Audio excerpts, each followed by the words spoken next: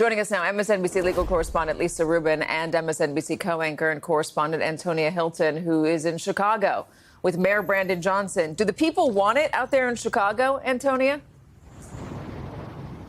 Katie, the community members, clergy members, advocates, lawyers that we have been talking to are absolutely outraged by what they've seen happen.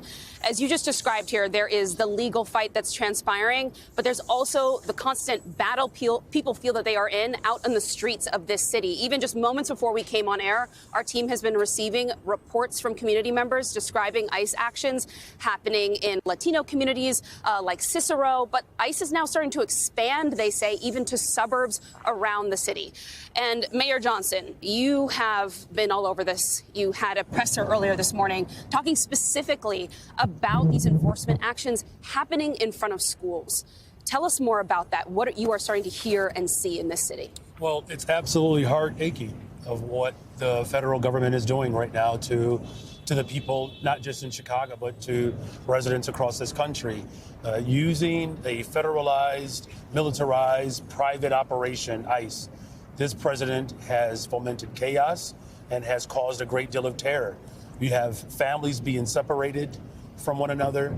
You have masked, armed men showing up in apartments on the south side of Chicago with high-powered weapons in the faces of residents, children being zip-tied.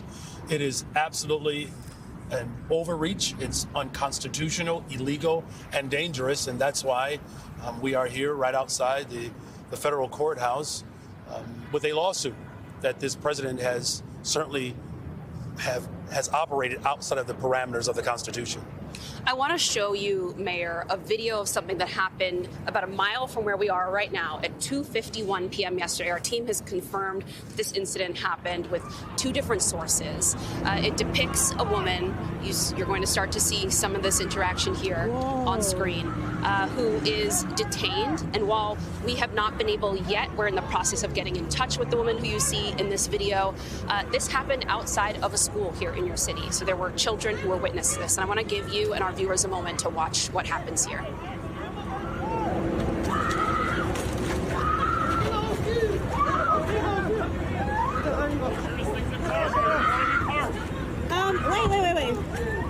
Wait, you guys came to the school and to do this? Do you have a warrant? They haven't asked for a warrant. My name is Jocelyn from Cicero. They don't have a warrant. They didn't ask for one.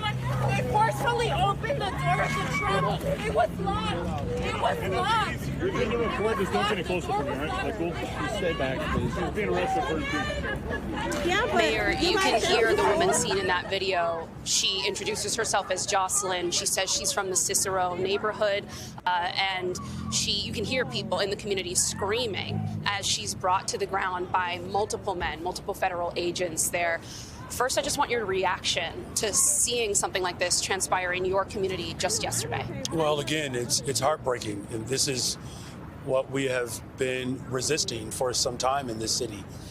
You know, this overreach by the president has created a great deal of consternation and terror in our communities. We're talking about women and children and hardworking individuals that have been terrorized by this administration. And that's why I put forth this latest executive order to make sure that our schools and our parks and our libraries can be safe spaces for residents. I mean, children are absolutely, I was with some students this morning at a school, you know, where tear gas was unleashed in the middle of a neighborhood as children were on their way to school and as families were on their way to the grocery store. You know, we've had a man killed by federal agents. We had a priest shot at with pepper ball bullets. We've had journalists and reporters shot at. We had another woman who was shot 5 times. Tear gas unleashed on over 24 police officers. This president is determined to escalate violence. What we've also heard, and it's very clear, that this is not about crime. This is not about immigration. This is about a president who wants to enact authoritarianism in this country, where the rule of law doesn't apply to him and to one individual alone.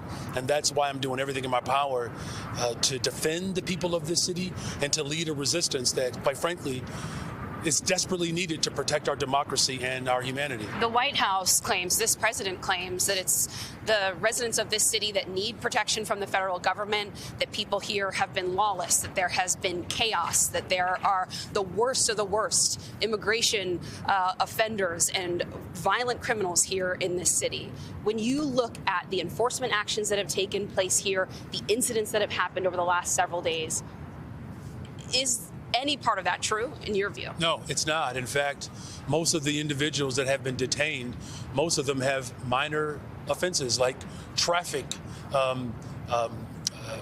offenses, right? These are not the criminals that he has described. And here's the thing. We have worked with the federal government before to get illegal weapons off the streets of Chicago.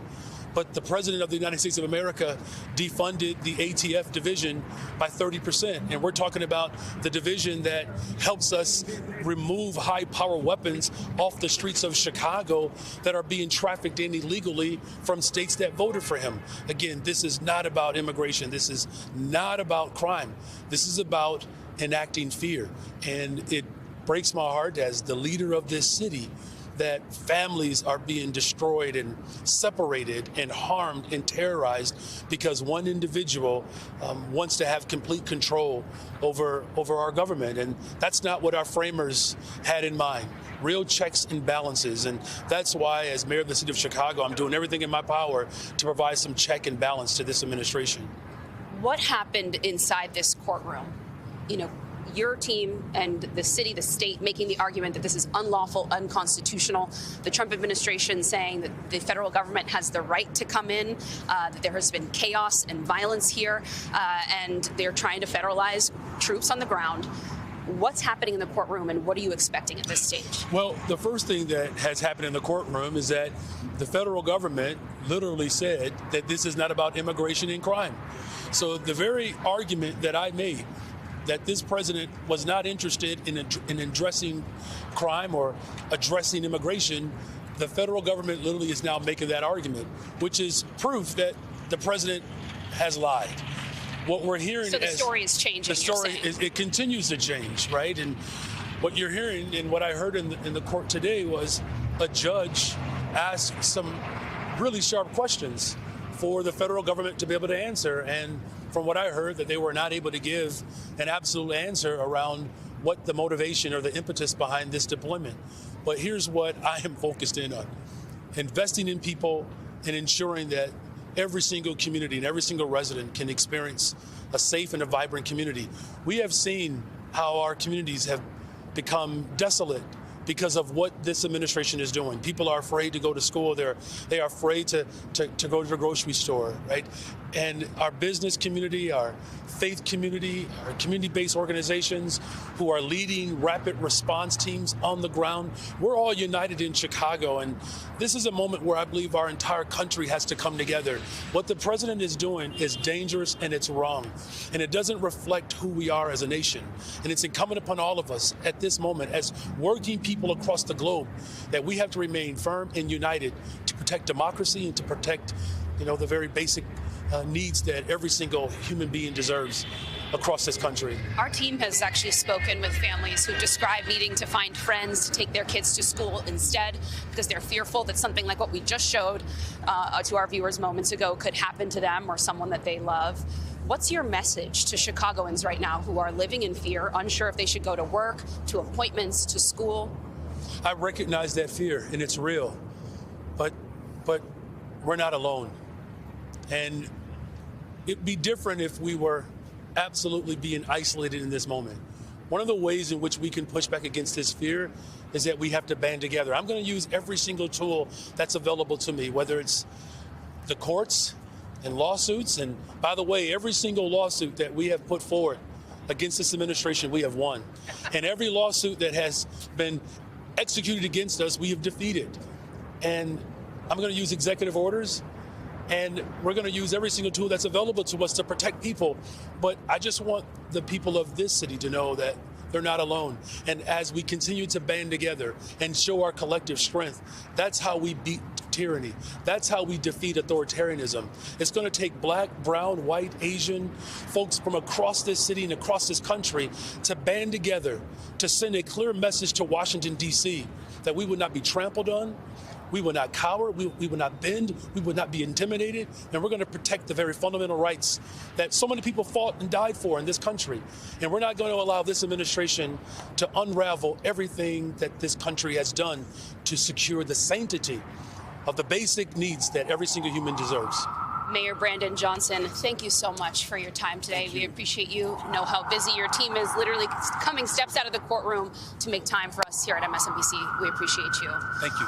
Katie, we are waiting for possible word from that judge we just discussed with the mayor there to see what's going to happen with the federalization of troops here on the ground. We learned from court filings earlier today that already there are about 200 National Guard members, 300 of the National Guard members of Illinois who are sort of ready if necessary.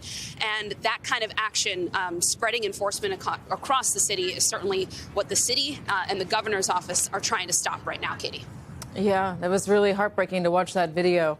Antonia Hilton, thank you for that. And thank you for that interview with the mayor there.